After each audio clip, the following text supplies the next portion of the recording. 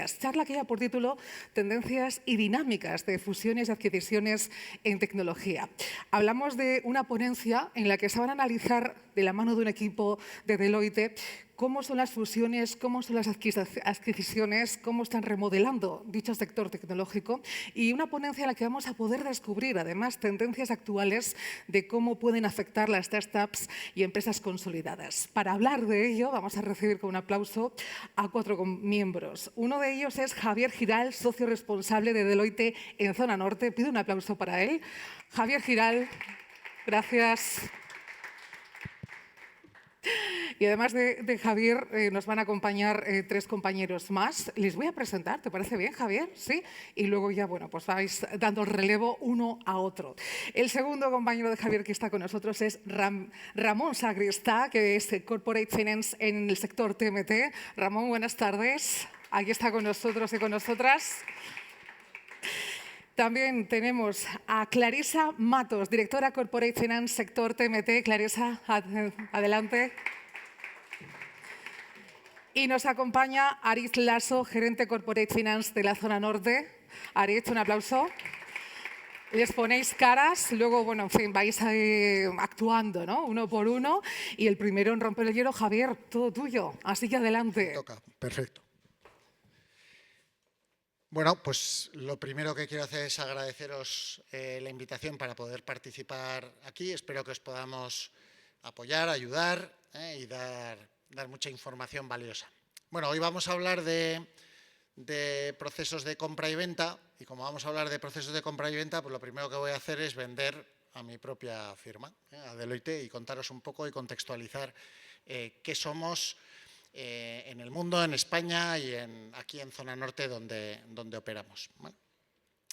Bueno, Deloitte es una firma de servicios profesionales, se nos asocia mucho con el mundo de la auditoría, pero en realidad somos bastante más que eso, ¿eh? Somos una firma de servicios profesionales. Ahora os explicaré el amplio espectro de servicios que utilizamos. Esto no pasa, no sé si...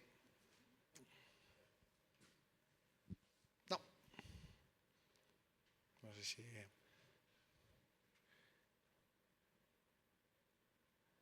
Hay que apuntar a algún sitio. Bueno, si no me lo sé de memoria, o sea que lo puedo ir contando sin problema. Venga, perfecto, pues voy a ir avanzando. Bueno, como firma de servicios profesionales somos una firma un poco compleja, ¿vale? Y nos organizamos de distintas maneras, ¿vale? Una de las formas en las que nos organizamos es por líneas de servicio, ¿vale? Línea de servicio que significa a qué nos dedicamos cada uno de los profesionales. Y básicamente nos dedicamos a 4 grandes bloques. Un primer bloque que es nuestro origen, que es el origen de la auditoría y todos los servicios de aseguramiento sobre los estados financieros. Un segundo bloque que entraría dentro de todo lo que tiene que ver con los servicios jurídicos, fiscales, etcétera, lo que llamamos el despacho, los abogados. Un tercer bloque que tiene que ver con la estrategia, riesgos y transacciones, donde nos englobamos todos los profesionales que estamos hoy aquí.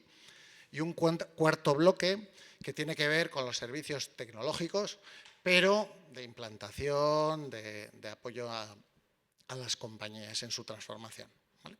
Esos serían los 4 grandes bloques donde actuamos. Tenemos una segunda manera de organizarnos que tiene mucho que ver con la profundidad sectorial, ¿vale? Que tiene que ver con en qué sectores operamos. Y de los que estamos aquí presentes hoy, pues 2 se dedican exclusivamente al mundo tecnológico y 2 somos más generalistas, nos ocupamos a cosas más centradas pues, en el mundo del manufacturing, etcétera, ¿vale? Pero tenemos, digamos, una orientación sectorial, ¿vale? Y hay una tercera división, que es la división geográfica, ¿vale? Somos una firma muy extendida dentro del mundo. De hecho, estamos en 168 países, creo, de 190 y no sé cuántos. O sea que si queréis operar en cualquier país del mundo, pues tenemos red para poder apoyar. Pero no solo internacionalmente, sino que dentro del propio territorio nacional somos una firma que tratamos de estar muy cerca del tejido empresarial, ¿vale? ¿Y esto en qué se traduce? Pues se traduce en 22 oficinas a lo largo de toda la geografía española y, de hecho, en zona norte, que es un poco mi ámbito de responsabilidad, pues tenemos oficina aquí en Oviedo, tenemos oficina en Bilbao, tenemos oficina en San Sebastián, tenemos oficina en Pamplona. Digamos que estamos bastante diversificados en el territorio nacional, ¿vale? Esas 22 oficinas emplean a 12.000 trabajadores, ¿vale?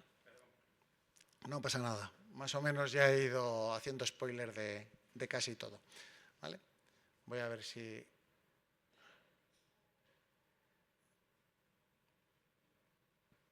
Lo voy a echar para atrás. Bueno, esto es lo que estaba diciendo. Tenemos 22 oficinas en el territorio nacional y, no me he equivocado, 168 de los 195 países. Pero bueno, esto parece que nos pilla un poco lejos, ¿no? Yo creo que el objetivo de hoy es que sintamos a Deloitte como una firma bastante más cercana a vosotros, ¿no? Bastante más cercana al tejido empresarial de cada una de las geografías. Entonces, esto es lo que os decía antes. Las geografías, estamos en todo el territorio, las líneas, esos 4 grandes bloques. Y, por último, el mundo sectorial, cómo nos especializamos en cada una de las industrias.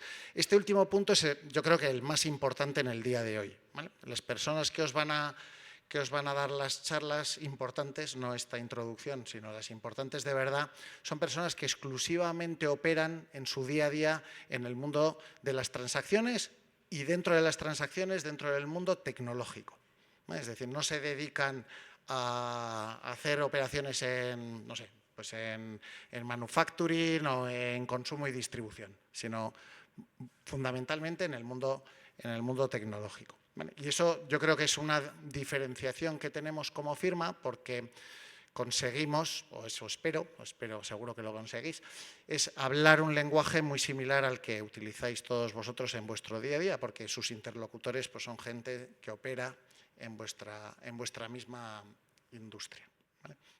Y yo creo que esto es lo fundamental del día de hoy. Y ahora ya, pues como decía, vamos a empezar con las charlas más importantes, más que esta parte introductoria, que es básicamente que ubiquéis quiénes son las personas que os van a hablar hoy. Gracias, Javier. Si me dejas, buenas tardes a todos y muchas gracias por la invitación. En Deloitte, como decía Javier, pues tenemos una especialización sectorial y un paso más en esa especialización sectorial identificamos hace ya unos años una situación en la que estamos viendo una eclosión del emprendimiento en España, que ocurrió unos años antes del COVID, y con el COVID se aceleró todo y decidimos como firma acercarnos a ese ecosistema, tanto a inversores como a corporaciones, como a inversores y emprendedores en lo que llamamos una iniciativa que se llama Start Me Up. Básicamente, Start Me Up lo que trata es de ayudar a ese ecosistema, compañías que quieren diversificar y posicionarse en tecnologías que no son las conocidas, las tradicionales. También queremos ayudar a emprendedores a escalar sus compañías, sus negocios y, por supuesto, a inversores financieros que en esas etapas iniciales pues están invirtiendo en este ecosistema. Un ecosistema en el que necesita de muchas cosas. Por poneros cosas que hacemos con compañías que a lo mejor son más cercanas, pues desde lo más conocido de Deloitte, que es auditoría, pero también hacemos cosas de consultoría de recursos humanos, análisis en temas de forensic, hacemos análisis de salidas a bolsa como IPO Readiness, CFO como servicio, ayudamos en esas etapas iniciales a las compañías. Ejemplos, todos estos logos son ejemplos de situaciones en las que hemos ayudado. Business Challenge Modeling, ayudamos que es lo que hacemos más, tanto Clarisa como yo, en el procesos corporativos, de venta, fundraising, como estas credenciales que os hemos apuntado, y due diligence en ámbito tecnológico, en ámbito financiero y en otros ámbitos, ¿vale? Legal, fiscal. Bueno, estos son más servicios, patent box, cosas muy específicas de este sector para que tengáis un conocimiento más de lo que una compañía en una etapa inicial va a poder necesitar en su proceso de escalado y, por lo tanto, una iniciativa que acerca a una firma de servicios profesionales, la más grande que hay en el mundo, a ese ecosistema, ¿vale? En España, donde todas estas credenciales son de clientes españoles, ¿vale? En esta parte os queríamos acercar un poco las dinámicas del sector de Money, ¿no? Tecnología es un ámbito en el que ha crecido mucho la actividad porque se deriva de una... Bueno, no se ve un poco bien con los colores estos fuertes, pero básicamente es un sector que en España viene operando hace años mucho en la parte de servicios. Compañías como nuestra propia área de implantación de tecnología es un área que es un poco la historia de España en el mundo de tecnología, servicios de tecnología, consultoría tecnológica, pero que cada día más han aparecido compañías más de software, de producto, compañías más de hardware o semiconductores, que sigue siendo una industria algo menos relevante en España. Pero esto es un poco la tendencia. Una industria que ha crecido en los últimos años a un 10%, acelerado por el COVID, donde, lógicamente, como todas las industrias, tuvo un detenimiento, pero en el año 21 y 22 pues una fuerte recuperación y unas expectativas de crecimiento que la ubican en una de las industrias que puede crecer más en los próximos años, ¿vale? Peso específico de IT Service, como decíamos, 55%, y compañías más de producto, desarrollo de software, pues está ya empezando a pensar un 20%. Las principales áreas donde entendemos que hay más interés, pues oye, hablamos del cloud, una tendencia que ha venido para quedarse, pero sobre todo explotó en el COVID. El tema de la ciberseguridad, como la seguridad del dato, la inteligencia artificial es un poco la última tendencia que está cambiando a muchas organizaciones, muchos sectores, la manera de procesar las cosas, pero también Big Data, Internet of Things o en general cómo se ejerce la publicidad y el marketing en el mercado. Principales mensajes: el mercado español es un mercado súper fragmentado, un mercado donde existen muchísimas compañías que atienden a distintos clientes, perfil corporación grande, pero también un perfil pyme, y eso da un caldo de cultivo muy interesante para el proceso de consolidación, y eso es lo que está ocurriendo, ¿no?, en España. En el mundo del emprendimiento, pues oye, dos situaciones que conoceréis todos. La situación de una compañía que financia su crecimiento con los recursos que genera. Eso, hay algunos modelos de negocio que te permiten hacer eso, como es lo que llamamos bootstrapping, y que financia con algo de capital de los emprendedores, pero que no requiere de financiación de terceros o ajenos, como es el caso más habitual en el mundo del venture capital.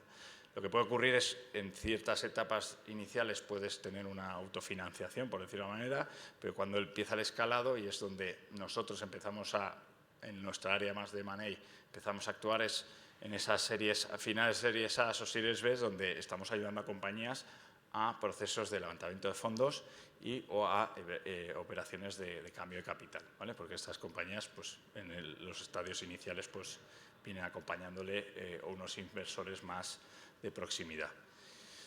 En ese ecosistema, pues el año 24 es un año donde se consolida un nivel de inversión importante. Estamos hablando de unas cifras de 2.000 millones en el año, muy liderado por fondos inversores de perfil nacional versus el internacional. Llegamos a cotas de casi doblar esas cantidades en los años 21 y 22. Y donde se centra principalmente la inversión, o de donde viene principalmente la inversión, es de VCs, de Venture Capitals, inversores profesionales en este ámbito, pero también los private equities, o sea, lo que llamamos fondos de capital privado ya más establecidos, están empezando a virar a esas estrategias de entrar en operaciones más pequeñas y con más potencial de crecimiento. Y es lo que hace que ya un 75%, 3/4 de la inversión, recale bajo inversores profesionales. Y como sectores más relevantes tenemos el software como el que tiene más peso específico en número de operaciones, en inversión por la dinámica y el requerimiento de capital.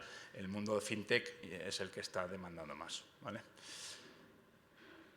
Si nos vamos un poco más en detalle al mundo del software, y no sé si ha hecho algo aquí. en el ámbito del software, lo que traemos aquí es contaros un poco cómo ha sido la dinámica de inversión a nivel global en los últimos 5 o 6 años, a nivel Europa y a nivel España. Estos son número de transacciones anunciadas, cerradas, en los últimos 5 años y hasta la fecha, en el año en curso, donde se ve esa dinámica, claro crecimiento, un 31%, que coincide con el crecimiento que se ha visto en Europa, pero especialmente en España ese crecimiento se ha disparado. España ha sido un mercado donde ha traído muchísimo capital, tanto nacional como de fuera, porque es un mercado que ha explotado en los últimos 3-4 años, donde había grandes proyectos, pero no había esa visibilidad.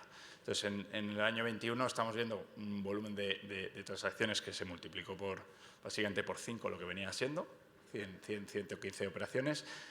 Esto se ha contraído, como ha ocurrido en todos los mercados, en el año 23, pero en el año 24 volvemos a tener un nivel de transacciones relevante llegando a cotas de 100. O sea, llega a ser un mercado muy relevante en el mundo de operaciones corporativas y donde el perfil del inversor ya no es tanto industrial, sino es más financiero, ¿vale? Lo que ha pasado ha cambiado completamente el balance entre 5 años atrás y lo que vimos el año pasado, ¿vale? A nivel de procesos, ¿qué principales dinámicas vemos en el mercado español? Por un lado, fondos de capital privado, tanto internacionales como nacionales, que lo que hacen es apostar por este sector de producto que escala bien, que tiene una internacionalización clara y donde ahí hemos visto numerosos casos de grandes fondos internacionales o grandes gestoras de capital privado, que puede tener el Venture Capital en España, donde han invertido en todas estas compañías.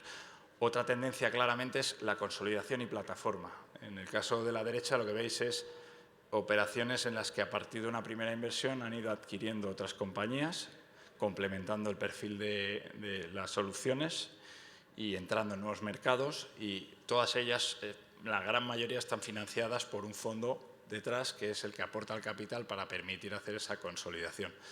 Estas operaciones son hechas en España, pero esas mismas plataformas que son europeas, en Europa están haciendo ese mismo proceso. Por lo tanto, aquí estamos enseñando solo las que han adquirido en España.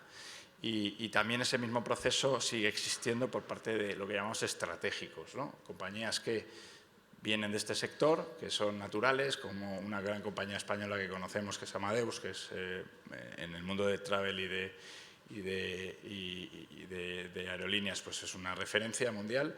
Pues esa compañía y otras compañías como las que marcamos, Zucchetti, pues vienen comprando continuamente compañías, incluso en nuestro mercado.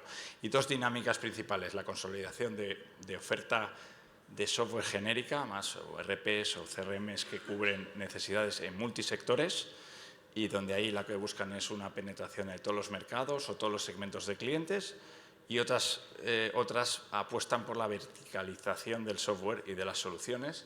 Entonces, en esos proyectos también pues, estamos viendo compañías que atacan un mercado, un sector concreto, dando soluciones de software, y a partir de ahí construyen un portfolio de soluciones para ese sector, ¿no? Es lo que llamamos software verticalizado.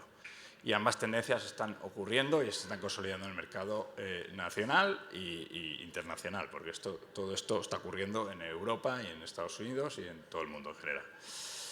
A nivel de valoraciones, porque tengáis una referencia, aquí no sé si se ve muy bien, pero tratamos de mostraros en el gráfico a la izquierda arriba, es un poco las medias de multiplicadores valor compañía, EV, contra el EBITDA de la compañía, ¿no? Entonces, intentamos diferenciar dos segmentos: compañías que su modelo de negocio es un modelo de software on-premise, o sea, no hay un modelo de se alocan en servidores o en las infraestructuras del cliente, versus un modelo más software as a service en modelo cloud. Entonces, lo que hemos visto es una explosión del valor de esas compañías en el 2021, donde eclosiona el mundo del cloud, pero a poco se van normalizando, y la normalización viene porque compañías de on-premise empiezan a migrar a modelos cloud, que es lo que ha ocurrido, pero también modelos de pricing, de cómo se monetizan modelos on-premise, pero se monetizan como un modelo de suscripción, básicamente, un precio menor y luego unas cuotas de mantenimiento. Esto si nos vamos al mundo vertical, software vertical versus genérico, horizontal, que es el de la derecha, aquí claramente hay maximizan las valoraciones las compañías que se han centrado en verticales, donde son nichos concretos, dan una solución muy específica, se refuerzan con altas barreras de entrada y lo que permite a esas compañías ser referentes en sus mercados, ¿vale? Y a nivel global o en grandes regiones, versus software más genéricos que bueno, pues tienen un posicionamiento de mercado bueno, pero que tienen buenos múltiplos, buenas valoraciones, pero no destacan tanto, ¿vale? A nivel de estas compañías, la muestra son una serie de compañías que consideramos más en un perfil u otro, pero hay una regla que opera en este mercado, en el mercado de la tecnología, que es la regla de los 40, el 40% entre crecimiento y margen. Pues estas compañías, para que os hagáis una idea, entre crecimiento y margen de EBITDA, pues están en todas ellas en un rango del 40%. O sea, esa regla es algo que se está consolidando en todos estos segmentos de software. Y donde, aquí no lo hemos enseñado, pero si esto lo miras en margen, comparativamente con lo que aporta el crecimiento, lo que ha pasado estos últimos años es que se ha ido balanceando más hacia la rentabilidad y no solo el crecimiento, cuando en el último periodo 2021 se centraba más en el crecimiento y no tanto en la rentabilidad. Estos son referencias de operaciones privadas que han ocurrido, que conocemos, que son públicos los datos, y para que lo que podemos extraer de ahí es, de cualquiera de estas operaciones, es que es muy particular la valoración en cada mercado, en cada momento y en cada tipo de negocio. O sea, no hay una homogeneidad. Pero básicamente todas estas operaciones, estamos hablando, se mantienen en doble dígito, entre los 15 y 20, y son operaciones que en mercado privado refuerzan la idea de valoración en mercados públicos y cotizados, como lo que os hemos enseñado. Alguna de estas hemos estado, pero bueno, es una muestra amplia de sectores y softwares de los dos tipos, verticales y horizontales, ¿vale? Pues para que tengáis una referencia. Muy bien. Pues seguimos con IT Services, que es otro de los grandes verticales tecnológicos que veíamos antes al principio, junto con software y hardware. Mi nombre es Clarisa Matos, yo soy directora, para los que os hayáis incorporado un poquito más tarde, soy directora del área de operaciones de asesoramiento en operaciones corporativas de Deloitte y cubro sobre todo los sectores de TMT, ¿vale? Que en Deloitte conocemos como tecnología, medios y telecomunicaciones, y con mucho foco en software con Ramón, pero también en IT Services, ¿vale? Entonces, repasando un poco la actividad inversora dentro de este segmento de IT Services, similar a lo que ha hecho Ramón con la parte de software, ¿no? Pues aquí lo que podéis ver es el volumen de transacciones que se han producido en este sector, tanto en España como a nivel Europa, y como veis, desde 2019 y a raíz del COVID todavía más, hay un gran repunte de la actividad inversora, de las operaciones corporativas en este sector, ¿no? ¿Y por qué hay tanto interés o por qué hay tantas operaciones de M&A en el mundo de IT Services? Bueno, pues porque al final es un sector que se ha visto muy beneficiado, sobre todo a raíz del COVID, ¿no? Y ha experimentado un gran crecimiento. Y ese gran crecimiento pues ha venido derivado de la aceleración de los procesos de digitalización, ¿no? Yo creo que no cabe duda, todos hemos visto pues cómo se ha incrementado todo el tema del teletrabajo y demás. La necesidad, con toda esa digitalización, de incrementar la inversión en ciberseguridad, ¿vale? Unos sistemas que también son cada vez más complejos y más interconectados, y también, obviamente, la escasez de talento tecnológico, ¿no? Que al final lo que hace es obligar a las corporaciones a buscar ese talento o ese tipo de servicios fuera de sus organizaciones, ¿no? Entonces, todo ese crecimiento del sector, que como antes señalaba Ramón, de doble dígito, ¿no? o doble dígito bajo, lo que ha hecho es despertar el interés inversor tanto de players industriales o estratégicos, es decir, players que juegan en nuestra industria, como inversores financieros, ¿vale? Que lo que hacen es invertir en este sector. Entonces, en los últimos años ha habido un incremento tanto en el volumen de las operaciones como en el número de las operaciones, ¿vale? Y aquí lo que veis en el gráfico de bolas es, pues oye, el peso que han jugado los inversores financieros y los industriales, que como veis, los financieros pues cada vez más se han ido metiendo en este sector y es una tendencia creciente, ¿no? Como decíamos, inversores tanto industriales como financieros y tanto españoles como internacionales invirtiendo en España, ¿vale? Los inversores industriales o los estratégicos, los players que juegan habitualmente esa industria, lo que buscan es reforzar capacidades, ¿vale? Imaginaros que tienen servicios de cloud, de migración cloud, bueno, pues a lo mejor buscan reforzarse en temas de ciberseguridad, ¿no? Que son servicios muy adyacentes, o incluso buscan simplemente, pues oye, un deal de escala, ¿no? Al final es muy difícil crecer en talento por la escasez que hay, y lo que hacen es los acqui-hiring, ¿no? Pues van, en vez de ir contratando a más personal, pues van adquiriendo más compañías, que es la forma que tienen de crecer en escala de forma más rápida, ¿no? Eso en cuanto a digamos, las motivaciones que tienen los industriales. Los financieros, bueno, pues los financieros al final lo que buscan es una rentabilidad determinada en un periodo de tiempo, entonces ellos lo que ven es, pues oye, un sector de buenos fundamentals, es decir, que está creciendo por encima de la economía y además con unos márgenes atractivos, y además ven un sector que es muy fragmentado, es decir, los top 10, 15 players en España y casi a nivel mundial también tienen menos de un 30% de cuota de mercado, es decir, tienes un 70% del mercado que está siendo atendido por compañías más pequeñitas, compañías de nicho y además con un perfil muy interesante, ¿no? Porque son, pues oye, compañías de nueva creación, con un offering más moderno y demás, y que les viene muy bien para consolidar y poner de forma conjunta, ¿no? Y hacer esos procesos de build-up que señalaba Ramón antes, ¿no? Entonces, tenéis aquí algunos ejemplos de players que han estado muy activos en M&A en España. Por el lado de los industriales, pues Minsight, ¿no? Que es la parte tecnológica de Indra, que ha estado haciendo muchas compras, sobre todo en la parte de ciberseguridad.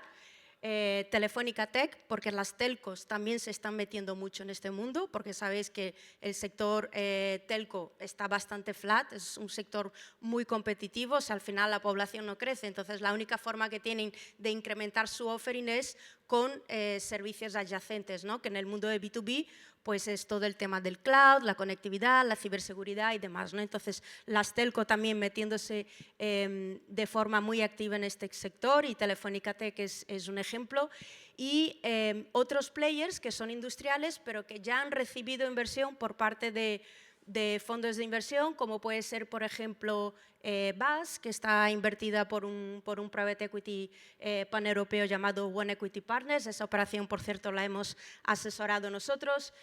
Ayesa también, que tiene un inversor detrás. Evolutio, que es la antigua BT en España, que también tiene a Portobello. Por el lado internacional, Globant, que es y Accenture, que son unas de las grandes cotizadas del sector, también invirtiendo fuerte en España para seguir consolidando su posicionamiento en España y también reforzar su offering y demás. Bueno, ya veis, o sea, el sector está muy activo, están entrando nuevos players de otras industrias como el tema de las telcos, o incluso players del hardware que ven, por ejemplo, todo el tema de las compañías de printing, las Ricoh de la vida y demás, están invirtiendo mucho en IT services, porque obviamente el hardware, que era su core business tradicional, pues no crece tanto, y ven que al final este sector es imparable, ¿no? Entonces, yendo también un poco a referencias de valoración, aquí lo que veis es las referencias de valor compañía en referencia a las ventas y al EBITDA de determinadas compañías de este sector, ¿vale? Aquí tenemos que hacer una diferenciación entre compañías que llamamos tradicionales o legacy, como llaman algunos, ¿vale? Y compañías next gen o nativas digitales, ¿vale? Porque al final el offering que tienen estas compañías determina en gran medida, obviamente, su capacidad de crecimiento y su rentabilidad. Y eso, a su vez, impacta en la valoración de esas compañías, ¿vale? Entonces, las compañías más tradicionales, con servicios pues, de BPO o más temas de reselling de licencia o de hardware y demás, pues obviamente son compañías que tienen un margen más reducido y que el crecimiento no es tan acelerado. Compañías, en cambio, que llamamos nativas digitales, con un offering más digital de temas de cloud, de temas de inteligencia artificial, de datos y demás, pues son compañías que están recibiendo una gran demanda, ¿no?, por parte de sus clientes, que no hay tantas compañías que tengan esos servicios o que puedan servir a los clientes y al final, pues oye, están teniendo grandes crecimientos y con grandes rentabilidades, ¿no? Entonces, la diferencia en valoración es muy significativa, es prácticamente el doble, ¿no? Si veis, las compañías de corte más tradicional están en torno a las 10 veces EBITDA, más o menos, y en cambio esas compañías nativas digitales están más en el entorno de las 20 veces, ¿no? Pero es que si os fijáis en el margen de rentabilidad o el margen EBITDA y la tasa anual de crecimiento compuesto, ¿no?, lo que es el crecimiento acumulado de esas compañías, veis que también no tiene nada que ver, ¿no? O sea, las compañías tradicionales están en un 20% si sumáis su EBITDA y su crecimiento, que tampoco está nada mal, por cierto, o sea, no todos los sectores crecen y ni tienen esos niveles de rentabilidad, ¿no? Pero veis que están en un 20%, mientras que las cotizadas puras digitales que llamamos están por encima del 40%, ¿no? Entonces, obviamente, eso lleva una premia de valoración y es lo que vemos en este gráfico, ¿no? Yéndonos a las operaciones privadas, aquí es más difícil diferenciar, ¿vale?, entre lo que son compañías puras, digitales y compañías de carácter más tradicional, porque obviamente en las operaciones privadas no toda la información se hace pública, ¿no?, o se pone a disposición.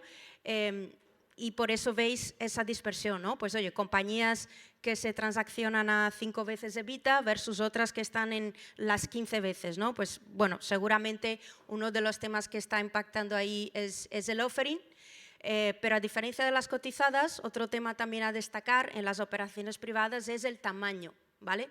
En el mundo IT Services, bueno, yo diría en el M&A en general, pero en el mundo de IT Services especialmente, el tamaño de las operaciones impacta también de forma significativa en la valoración, ¿vale? ¿Y eso por qué? Bueno, pues porque al final son compañías que están ya más consolidadas, que tienen una mayor diversificación de offering, de cartera de clientes, de portfolio de servicios y demás, y cuando un player industrial intenta adquirir una compañía así, realmente quiere una compra que le mueva la aguja, ¿no? Que no sea, oye, incorporo a 10 personas, sino que incorporo un equipo potente y soy capaz de meter cross-selling, ¿no?, sinergias de venta cruzada y demás. Y para los private equities, al final, decíamos antes, es un sector muy fragmentado, entonces encontrar activos de escala, de tamaño, y cuando decimos tamaño, más de 100 millones de ventas, por ejemplo, no es tan fácil en este sector, ¿no? Porque al final mucho del offering es de nueva creación. O sea, realmente los temas de ciberseguridad, inteligencia artificial y demás son temas que han surgido en los últimos 5, 10, 15 años máximo. Entonces no tienes compañías tan grandes, ¿no? Entonces hay un factor escasez también en esta industria que lo que hace es que, pues oye, esos players de mayor tamaño, de mayor escala, realmente los inversores, digamos, se pelean por esos activos, ¿no? Y lo que hace es incrementar la valoración, porque al final los inversores financieros lo que buscan es esa plataforma inicial que ya tenga un tamaño, que ya tenga cierto nivel de actividad, ¿no?, a partir del cual ir haciendo ese build-up, ¿vale? Y bueno, destacar operaciones, yo creo que de las últimas más relevantes que se han anunciado ha sido la de Babel, ¿no?, que es una consultora de IT Services en Madrid, que fijaros, se ha metido un fondo árabe, Mubadala, ¿no?, que pues oye, sorprende, ¿no?, que haya llegado hasta España. Este fondo yo creo que es de sus primeras inversiones en esta industria y así muchas otras, ¿no? Veis también por aquí lo que os comentaba antes, Telefónica y las telco muy activas en este tipo de operaciones y demás, y muchos de esos players haciendo el proceso de consolidación con fondos de private equity detrás, ¿vale? Y ahora os dejo con Aritz, que os va a comentar un poquito temas a tener en cuenta de cara a un proceso de M&A. Muy buenas. Sí, yo creo que una de las grandes cosas que queríamos ver hoy también con vosotros era, pues eso, ¿no? Un poco, oye, qué temas hay que tener en cuenta cuando uno se enfrenta a una operación corporativa, ¿no? Yo creo que es algo que muchas veces cuando hablamos con empresarios nos pasa, que nos dicen, oye, es que yo es un tema que nunca me he planteado ni quiero plantearme, ¿no? Pero nosotros sí creemos que eso es un error. Al final es un hito estratégico relevante para el accionista que en algún momento se va a dar y, por tanto, y en su agenda o en su thinking tiene que estar, ¿no? Entonces, aquí hemos metido algunas preguntas clave que entendemos que debería de plantearse, ¿no? Los hemos dividido en 4 ejes, pero básicamente son, oye, tener en cuenta temas internos de la compañía y del propio accionista y temas externos, ¿no? Oye, temas del propio accionista. Oye, la sucesión, por ejemplo, ¿la tengo atada o no la tengo atada? ¿No? ¿Quiero diversificar mi patrimonio, quiero tenerlo todo en esta misma compañía o quiero diversificar en otros temas? ¿No? ¿Soy yo la persona adecuada para dar el siguiente paso a la compañía o no? ¿No? Bueno, pues hay ciertas preguntas que uno se tiene que hacer internamente para ver si es el momento adecuado o no, ¿no? Oye, también preguntas acerca de la compañía. Oye, el siguiente paso que quiero dar con la compañía, necesito financiación, necesito un inversor que venga de fuera y me ayude en ese plan.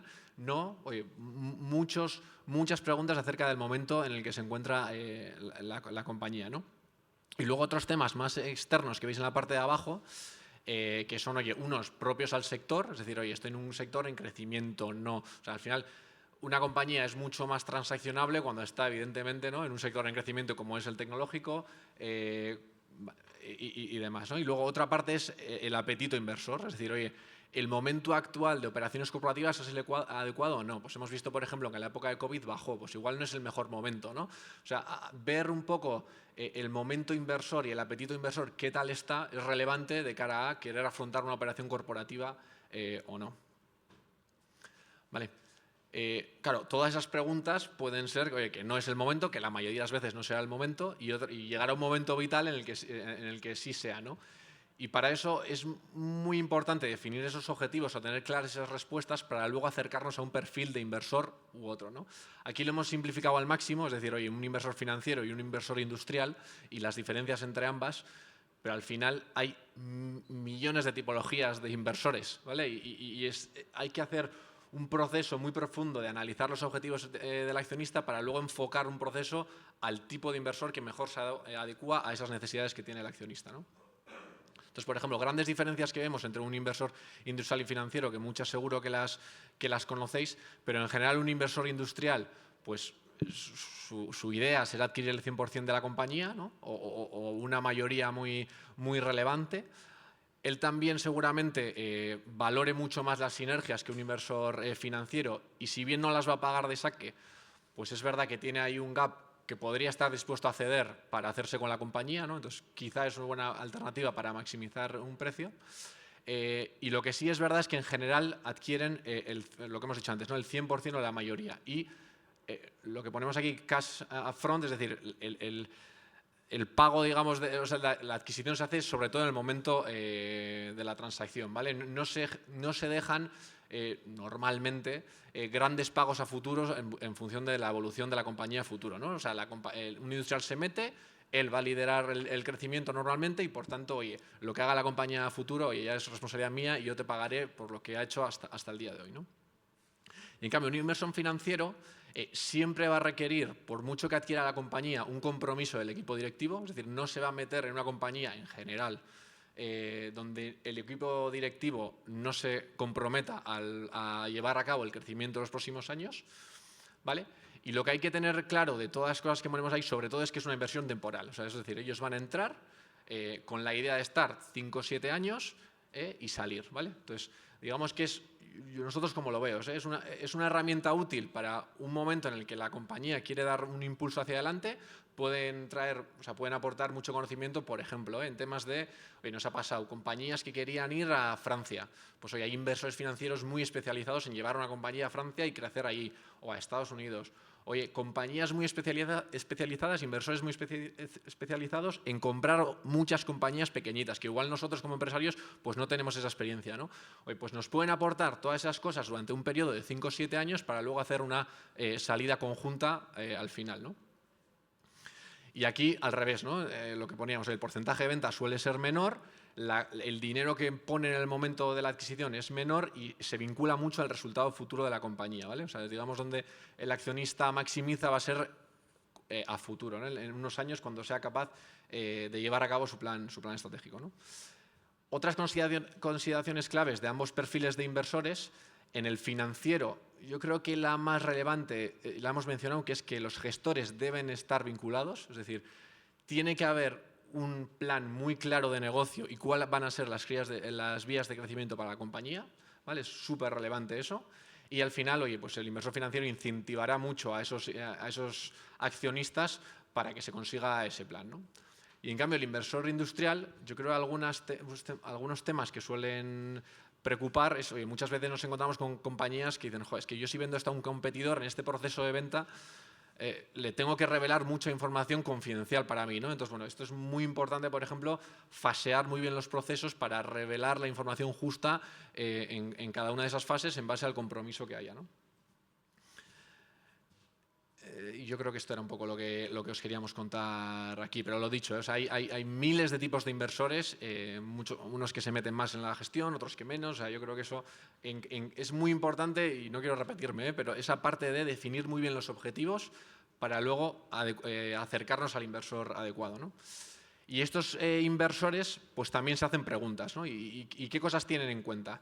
Yo creo que temas generales que tienen en cuenta de cualquier negocio al final es, oye, el performing financiero muchas veces de la compañía, ¿no? Es decir, oye, históricamente qué crecimiento, rentabilidades has venido dando, pero sobre todo también a futuro, cuál va a ser tu rentabilidad futura y demás. Entonces, oye, se ven temas como el EBITDA, el CAPEX, el circulante, bueno, muchas métricas, pero que al final se resumen todo en cuánta caja genera esta compañía. O sea, digamos, de todos estos análisis financieros que hay, es, oye, qué caja genera esta compañía sobre todo, ¿no?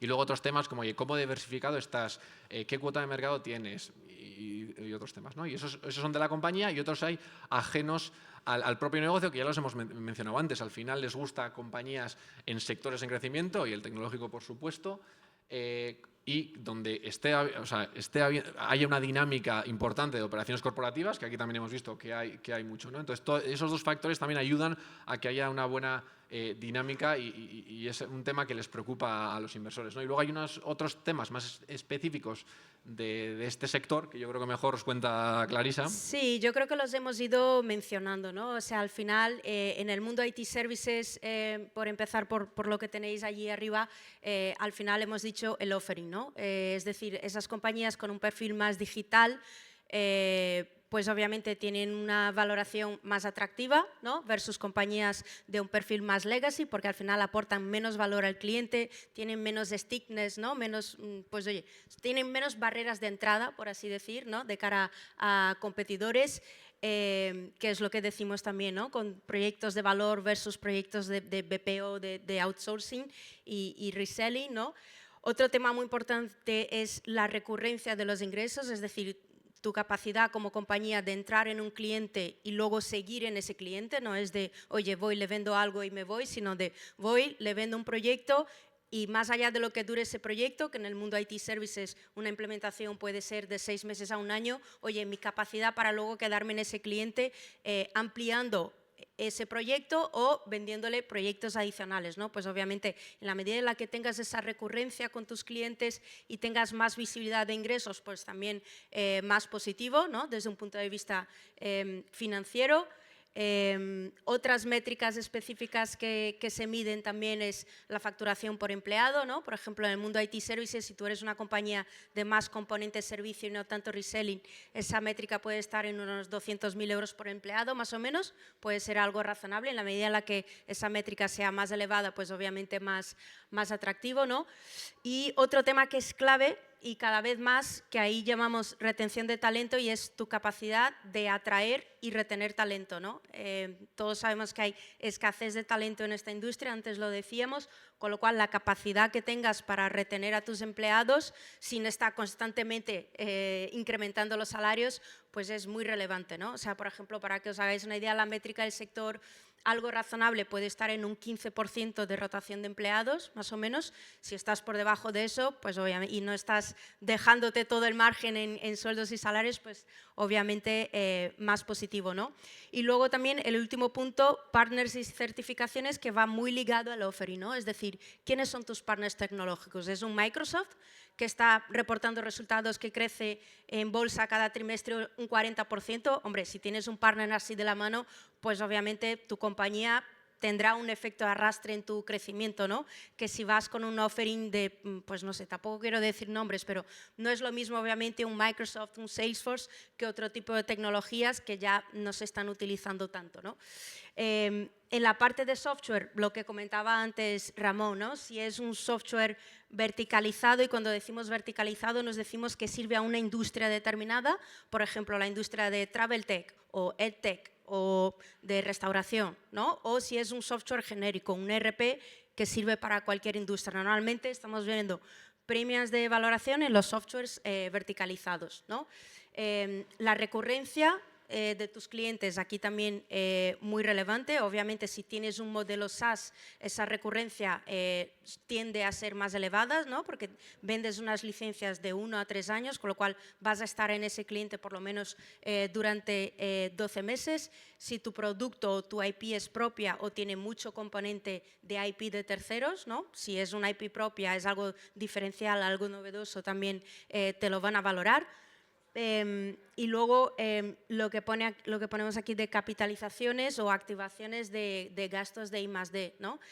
Vamos a ver, no hay nada malo en hacerlo, pero que sean unas activaciones que estén justificadas, ¿no? No vale artificialmente incrementarme la cifra de EBITDA con unas activaciones que luego no se sustentan, ¿no? Y si al final te van a medir por la capacidad de generar caja, lo que decía Aritz antes, cash is king, en el mundo de las valoraciones, o sea, por mucho que hagas activaciones, al final te van a medir tu capacidad de generar caja, ¿vale? Con lo cual, ojo, el tema de las activaciones de I+D. Y luego, venta directa versus canal. Hombre, si eres una compañía de software, de producto, y te puedes apalancar en terceros para vender y no necesitas tener una fuerza de ventas, bienvenido sea, ¿no? Vas a poder escalar mucho más rápido, pero todos sabemos que al menos en fases iniciales pues necesitas también esa venta directa de cara a hacer crecer tu producto y escalar, aunque sea de manera inicial, ¿no?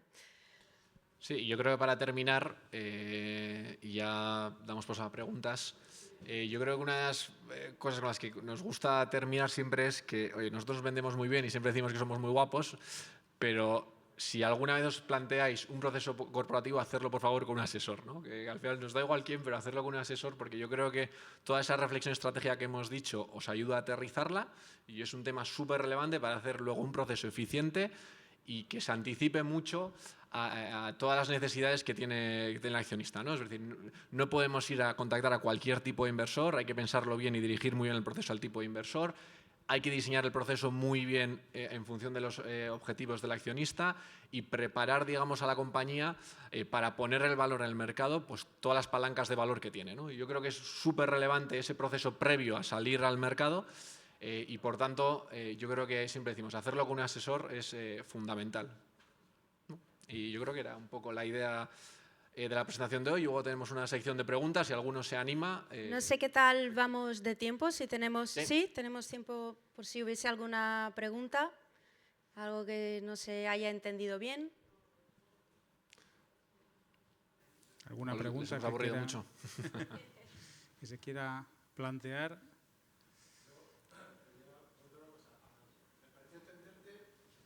Una valoración normal es 200.000 euros de facturación por empleado. Valoración no, facturación. Una en el mundo facturación IT por Services, empleado. si eres una compañía de servicios Pero me parece muchísimo. O sea, con algo de componente quiero de decir, reselling, o sea, no puro servicio, ¿vale? Eso me sale una media de 111 euros la hora, para cobrar 111 euros la hora por un programador. Es prácticamente imposible. O sea, Bueno, no sé depende, al final depende de la de tipología media. de servicio, lo que decíamos. Entiendo que de media puedes tener un consultor que sí que cobre 120, pero es que el Principado está pagando 18 euros la hora. Vamos de a ver, programador. compañías, O sea, depende de tu componente de reselling, ¿vale? De cuál es tu mix de servicios versus reselling. Vale. A ver, lo algo a entiendo- partir de lo 100.000 entiendo euros, en por una compañía ejemplo. como WhatsApp o esto, que tiene un producto y con 20 empleados, pues factura ni se sabe, ¿no? Pero, Si es mucho servicio, yo te lo bajaría a la mitad, a claro, 100.000. es lo Pero que- si hay un componente de reselling, pues ya es- vamos a los 200. ¿vale? Vale, vale. Ok, perfecto. Gracias.